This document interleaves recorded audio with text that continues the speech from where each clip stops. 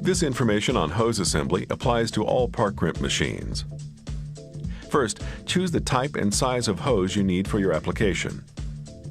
Then select the proper fittings series, size, and configuration required for each end of the hose.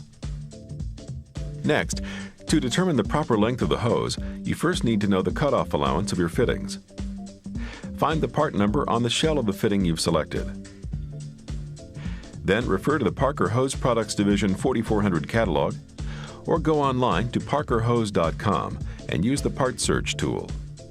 The B dimension you see listed will identify the accurate cutoff allowance. After you know the fitting's cutoff allowances, you need to subtract them from the desired overall length of your assembly. Let's say, for example, your overall assembly length should be 32.5 inches. You found that one fitting's cutoff allowance is 1 inch.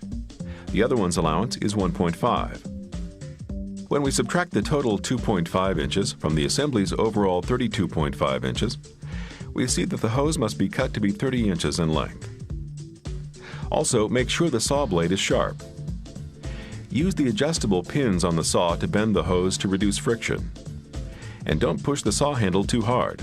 Let the blade do the work of producing a square cut. The next step is to make sure you bottom the hose in the fitting. This calls for marking the hose and pushing it all the way up to the mark. More tips on bottoming the hose can be found in the introduction segment of this program. When you're ready to learn more about your Parkrimp machine, return to the main menu to make your selection.